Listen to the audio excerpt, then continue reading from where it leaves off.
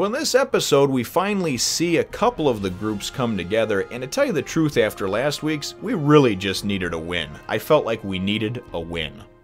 The Walking Dead, Season 4, Episode 15, Us. Well, hello, my brothers and sisters of the Dead Nerd Nation. I, as always, am Jim, and I'm here to bring you another review on the awesome and action-packed thriller-minute tale of The Walking Dead. Our last episode, of course, saw us with really one of the most powerful, but yet one of the most disturbing episodes of probably the series, definitely of the season, and it was very isolated. It was Carol, Tyrese, and the three kids, Judith, and of course Mika and Lizzie, who are now dead. But anyway, this episode winds up doing what I really hoped that they would do to begin with in this second half of the season. I believe that some of these self-contained episodes might have been necessary, but I also believe that they could have been mixed up a little bit differently to show us several groups at once. And really, ultimately, that's what they did in this episode.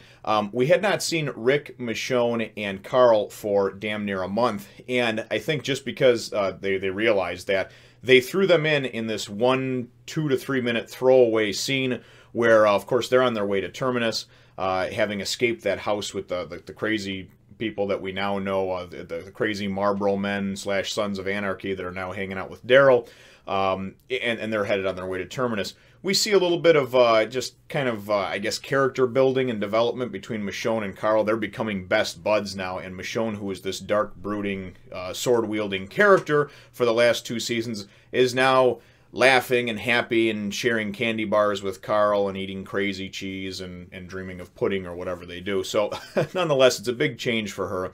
But they are on their way, of course, to Terminus. The cool thing about this episode is we now see everybody starting to come together and that everybody is going to converge on Terminus, we hope, right around the same time. That's what we think. Now, the episode, though, that was the only scene that we saw Rick, Michonne, and Carl in, which I was a little bit upset about, but it's okay, because we did wind up seeing, Glenn's group, which was kind of cool. And we also wound up seeing the group that Daryl is with now, with the Marlboro men. So I'll go into them first, because I think that's the least interesting of the 2 stories that happen. And it went back and forth, of course, like it usually does throughout the whole, throughout this whole thing. Now, first of all, Daryl is in way over his head with these guys.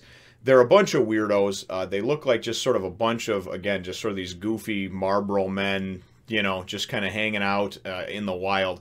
And Daryl winds up almost immediately getting into it and almost winds up killing this guy, Len, who's giving him shit. And they have this really weird, archaic, barbaric type system of, instead of going and saying survival of the fittest, because they're all a bunch of guys that think they're a bunch of big swinging dicks, instead of going and saying, hey, we'll just always fight each other over who's got the biggest dick type of deal and kill each other off, we have this system called claimed, where basically if you want something, you want to sleep in an area where you guys come into, you say claimed. If you want something that you see on the ground, you say claimed. And I guess it's an okay system, when you're dealing with a bunch of grown children, which is what these people look like. So this is the least interesting group of people that I've seen, and it seems like they're a bunch of just sort of idiots, just to be a bunch of idiots. The one thing that comes out good of the, I guess the good that comes out of this whole thing with the group is, number one, this guy Len, who's giving shit to Daryl. He's got it out for Daryl no matter what, and winds up trying to actually, after there's this confrontation about them claiming a rabbit that Daryl shot, but this other guy claimed it and everything else. This guy Len, he winds up, when they go and him and the Marlboro men go and hole up in this like warehouse type deal. Actually it looks like an old maybe car shop or something, a mechanic shop. And this guy goes and starts some shit saying that Daryl tried to steal his half of the rabbit back, And the boss, that guy Joe, who's actually probably the coolest, most interesting looking and sounding one of them, he winds up finding out that Len was actually lying. He saw him go and steal, or take the rabbit and go and plant it in Daryl's bag. And so he goes and knocks him on the ground, and then everybody else just starts beating the shit out of this guy. So we wind up finding out that these guys, even though they're these crazy Sons of Anarchy, Marlboro men types that are lawless and everything else, that they do have some rules. And one of the rules is that you shouldn't lie, or that you can't lie, that you claim things, and that you follow these rules. And if you don't, you get the shit beat out of you, and then the next morning when Daryl wakes up and they go on their merry way, this guy's laying dead outside the place. So definitely something where you don't want to repeatedly break the rules or cross anybody, or you're just not going to be part of the group. The main thing to come of this whole scenes back and forth with them is exactly what I said a few weeks ago when they were introduced. And the only thing that bothers me is the slow build-up of it, because a few weeks ago when they met Daryl on the train tracks at the end of that Beth episode, episode 12 or 13, I believe it was, I said right away when I saw the guy that had gotten choked out and had seen Rick under the bed that they were looking for Rick. And we find out, we get confirmation as Daryl winds up talking to this guy Joe and finding out, asking, where are we going? He winds up finding out that they're actually on the trail of Rick and Michonne and Carl. The guy, Joe explains about how they were holed up in this house, and there was this guy hiding under the bed. He wound up killing one of their own, choking him out. Then he turned on them and attacked them. We presume maybe even bit one of them. Maybe they lost a guy or two other than that one. And so they're out for blood. Plain and simple. Guys like this, and I know there were some people that told me in the comments and even some of the live streams that I do on Zorro Fanboys channel, it's, oh no, they couldn't be. These guys are they're just morons just walking around. No, they are just morons walking around. That's true. But those type of people hold grudges, and they absolutely are going to hunt down and look for. There's nothing else to do. It's the apocalypse. These guys aren't running around trying to make friends. They're not trying to find a good sanctuary. They're not looking for a cure. These guys are looking around looking to harm, beat, rape, steal, pillage, whatever they can do. They're modern day fucked up pirates.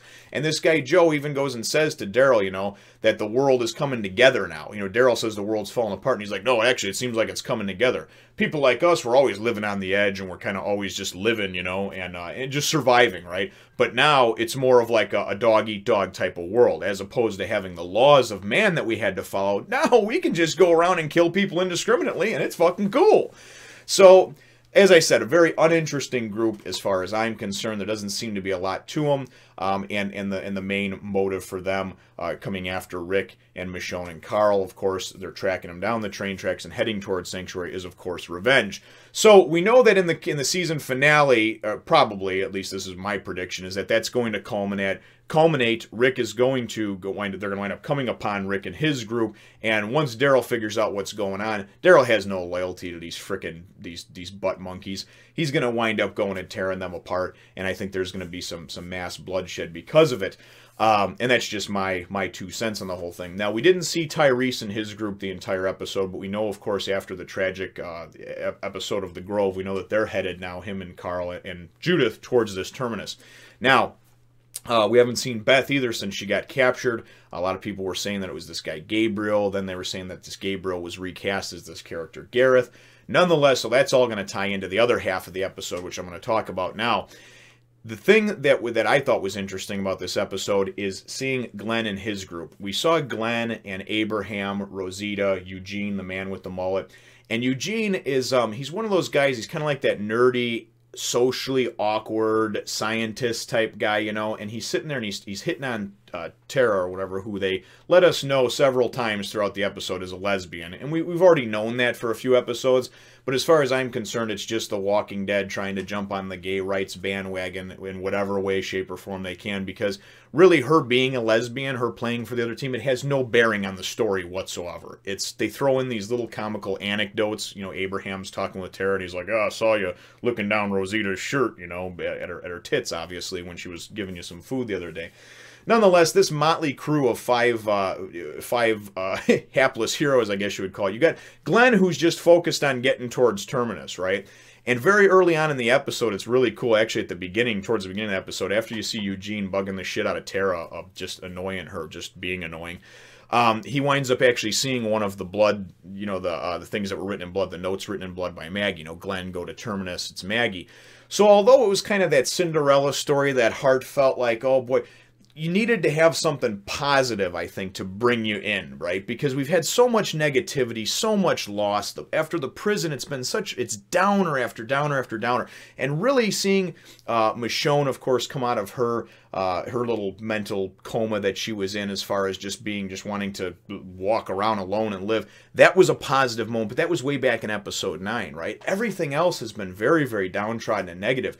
You see Daryl and Beth start to build a bit of a relationship, and a lot of people are like, oh, and it's sick because they want to sleep with each other. No, I don't think so. I think it's like it's the end of the world, and people like Daryl, who's never had any companionship or love from anyone, has just found himself a good friend. I don't think he wants to bang her, you know? I think people look too much into that type of stuff. I think it's really just companionship and just wanting to be around somebody, to talk and to voice your thoughts and to just to have somebody there, right? But that was obviously that was ended on a downer, because just as they started to kind of come together and what have you, Beth wound up getting kidnapped, and then now, you know, Daryl basically was just, you know, beyond him, lost, and then of course, you know, came upon with the Sons of Anarchy, you know, Marlboro Men rejects. Nonetheless, though, it's been a series of down notes, and really in a show like this, or in any show, any book, any whatever, you can only have so much downtrodden, so many down notes. You know, I don't care what it is. If you keep hitting the audience with negativity, negativity, negativity, the next thing you know, people lose interest, because it's like, God, I feel depressed when I watch this show. So after last week's episode, I think you really needed something to kind of spark some life into the show and to give people a reason to kind of cheer and smile. And this episode was that reason, in the sense that we see Glen, and even though it's kind of cliche and it's kind of, you know, I guess storybook romance type thing, he sees it and he just starts running down the tracks, right? And you see the determination of this guy. You see a little bit of camaraderie built amongst him and Abraham and all them, as there's a couple points where they're actually going to leave each other, but he winds up going and giving his riot gear to Eugene, because he's like, listen, all you want to do is protect Eugene, right? You know, so here, you takes the riot gear, we all keep walking until sundown. I gotta get to Maggie, you know?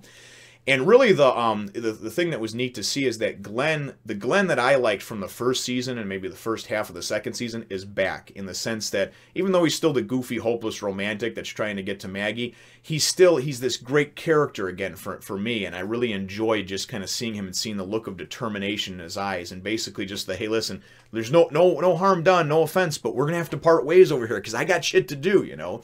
And Tara's with him just because she feels guilt over, of course, being sucked in by the governor and everything like that, and actually coming against him at the prison, and seeing, of course, the governor go and cut off Herschel's head, who he knows is, you know, the father of his wife, right? And plus, I think she's got the hots for Glen, too, so regardless if we're playing for the other team or not, I think that she's hoping for something special to happen, too, between the two of them, maybe even Maggie as well. Who knows? It's a post-apocalypse, anything goes, you know? So they wind up coming upon this train tunnel, right? Because they're following the train tracks to Terminus. And Glen goes in, and it's dark in there, and they can hear zombies in there and everything else. And Abraham's like, this is where we're going to have to part ways. We're going to have to go up and around and find a vehicle. Sorry, man, we cannot go in there. It's going to be too much, you know, it's too much, right? So they part ways, and Abraham, Rosita, and Eugene wind up going off their merry way. And Tara, who had actually twisted her ankle, looked like earlier her knee or something, who had fallen down earlier, decides to go with Glen. They've got a flashlight, very low ammunition, and they wind up coming upon a part in this tunnel, in this train tunnel, where there was a cave-in, there was a collapse. So there's many zombies that are like caught in the rocks and caught in these little nooks and crannies and everything. And as he goes in, and I'm looking at this, I'm like, there's no way anybody could have came through here. Maggie probably came through there earlier before the collapse, because that Tara says it looks like the collapse was fresh, or somebody says it looked like it happened within the last day. So Glen, of course, instead of going out and trying to go around and find his way around this tunnel, not knowing how long it is, not knowing the landscape, he's got to find his wife, man. And I really like those horse blinders he's got on, because although it scared the shit out of me, I was like, I wouldn't go headlong into that. And then I thought about it, and I'm like, yeah, if it was for my wife or my kids, yeah, I would, you know? So you know, it's a no-brainer at that point. So he stabs a couple of the pertinent zombies that are kind of about to grab at them as they walk by. And as they climb up over the top of this thing and see the other side of the cave-in where everything is, there's like a small herd of zombies. There's probably 30, 40, 50 of them. I don't know, man. Enough to definitely get you going. So what they do is they wind up kind of luring them over, it looks like, to the one side, and then they're going to go and they're going to kind of sneak down the other side of this tunnel and hopefully just kind of run past them. I think that was their whole hope, you know, maybe distract them and get past them. As they're going down, Tara winds up getting her leg caught, right? And now she's caught, and as she's getting caught, there's more sounds being made because more stuff is falling down in this little landslide type deal. The whole time this is happening, Abraham, Eugene, and Rosita come upon, they find a minivan, right? They find themselves a little grocery, get a little minivan. And Eugene is hell-bent on giving directions and has Abraham lay down in the back, and Rosita's just driving, right? Well, he winds up, he's like a little genius over here, and he winds up basically tricking her into driving around and parking at the other end of where the tunnel is, because he tells her to stop on these tracks and everything. And it was kind of neat, because then Abraham gets up, you know, and he's like, what the hell's going on, you know, and he bitches at Rosita for listening and everything else. And these guys are on their way to Washington, D.C. from Houston, so they're only 55% of the way through their journey, you know, Eugene says. And basically, I think he has the hots for Tara, and I think he just wants to be around other people, safety in numbers. They talk about how at one point they actually lost 8 or 9 people on the way there. So they need people, strength in numbers, right? So he went over, and plus I think he liked Glen's determination too. So they're on the other side of the tunnel, and all of a sudden Abraham's like, well, would you look at that? And then it cuts away, and you're like, well, what the hell? What did they see? Did they see Glen in them? Then it goes back in, and we see Glen and Tara, and she's still caught. And now they've drawn the attention of some of these zombies, and they're starting to come around. And it's a thin area that they start coming through, but they do start coming through. And she's like, just leave me, dude. Just leave me, right? And Glen's like, hell no, I ain't going to leave you, you know. He got to have his backup woman. So Glen goes and starts shooting these things with what few bullets he has. And right as it's at a point where ultimately, you know, he says that he never lost hope and everything else, but as there's a bunch of them flooding around the corner, I'm like, they're done. There's no way they can get us. They're done, right? All of a sudden, just automatic machine gun fire and some lights come on from like a vehicle or something that looks like down this tunnel, and these things just start getting mowed down in crazy action movie fashion, right? Like an Arnold Schwarzenegger or Sylvester Stallone movie from the 80s, you know, or early 90s. That's what it's like, and these things are just getting blown away. And you can just see the figures, the outline of the figures, and you're thinking, oh, Abraham, Eugene, and Rosita, right? You're coming in to save the day. Well, there's more than 3 figures, and you're like, what the hell? And you can see. And I'm going to watch this with my wife and with my son, and my wife's like, yeah, but there's more than 3, you know? As the kind of smoke clears, so to speak, they gun down all these zombies. And you can see the headlights from the car is creating just a shadow, so you can only see the shadows. They zoom in on the people, and who is it? But it's Abraham, Rosita, and Eugene, but who they met at the tunnel, they wound up meeting up with, they wound up running into Maggie and Bob and Sasha. So finally, after 6 episodes or 7 episodes or whatever it's been since the break, and I understand that the whole idea of the prison going down was they were all supposed to be desolate and not know if they were alive or dead or anything else, but we needed a win, people. We needed a win, and we got a win. They're finally back together, and these groups have now merged together, so now they actually have a little more safety in numbers. There's 8 of them. There's Abraham, Rosita, and Eugene. There's, of course, Bob, Sasha. There is, of course, Maggie and Glen now, and Tara, right? So I thought it was really nice. I thought it was really heartfelt. There was this great moment where that picture, that Polaroid that Glen took of Maggie when she was sleeping, I think at the beginning of the season or maybe in the last season, he goes and he pulls it out because that's all he had to remember her, and she takes it and goes to burn it, and he's like, what the hell? It's the only picture I have of you, you know, because, you know, women love it when you take pictures of them when they're sleeping. It's creepy as shit. But anyway, she's like, you're not going to need that anymore, you know? So I think that's her commitment to, I'm going to be with you or around you until the day one of us or both of us die, you know? And it was very heartfelt. And like I said, it was kind of corny and cliche, but at the same time, boy, I tell you, I needed a win. I don't know about you, but I needed a win. That's what it felt like, a win to me. So the episode, though, winds up ending up, and this was the real kind of the kicker for me, man, to lead us into the season finale. So I'd give you all the ideas and predictions I have, and I want to hear what yours are as well.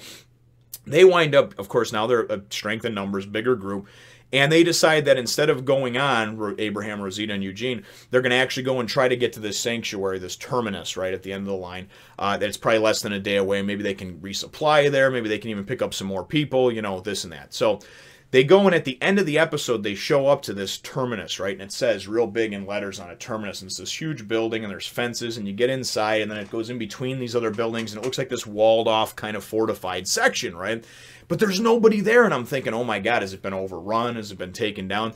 The whole time this has been going on, though, I kind of had that feeling of it's too good to be true. And I haven't read this far ahead in the comic books, but many people have said, well, there's these hunters, and there are these cannibals, and that this is some kind of trap, and this and that.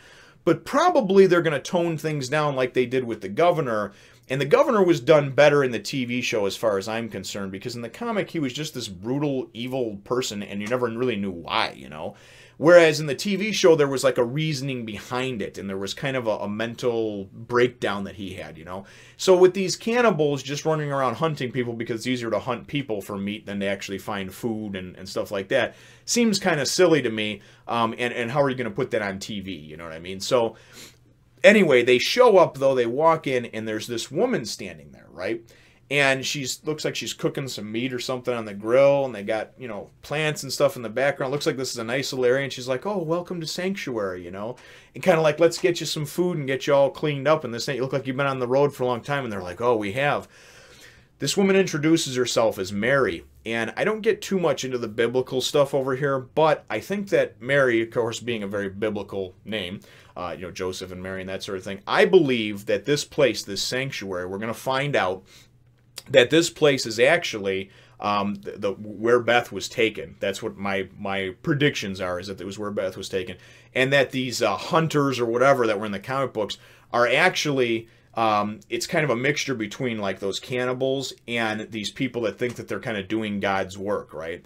And I really think it's going to be a type of thing where they're going to go and bring people in and food and warmth and shelter and beds and everything else, and then as they go and separate them up, be able to kind of lock them out in individual rooms, and then they're going to have some kind of creepy ass basement where they go and they kill people and freaking hack them up, and they're going to find out that the meat that they were eating was actually some people, you know? So that's what I think is going to culminate in the finale. I think that ultimately you're going to have, so we don't know if any other groups are there yet. We assume the way they show it that this is the first group to get there, but for all we know, Tyrese and company are already there, and they're maybe being held hostage. I don't know, maybe they're being held captive. Nonetheless, though, I think Tyrese and the group get there, and they wind up obviously getting captured.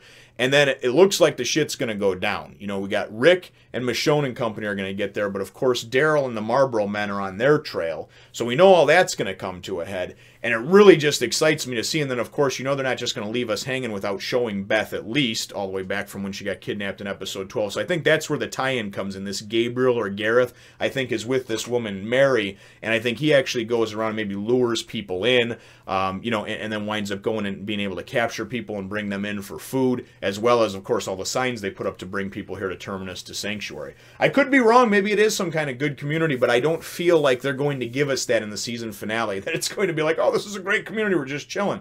Maybe it is, though, and maybe these Marlboro men that wind up being with Daryl, maybe they come upon the place and then they start attacking it. I don't know, that could be too, but ultimately, my episode question, though, for you, brothers and sisters, is what did you think, though?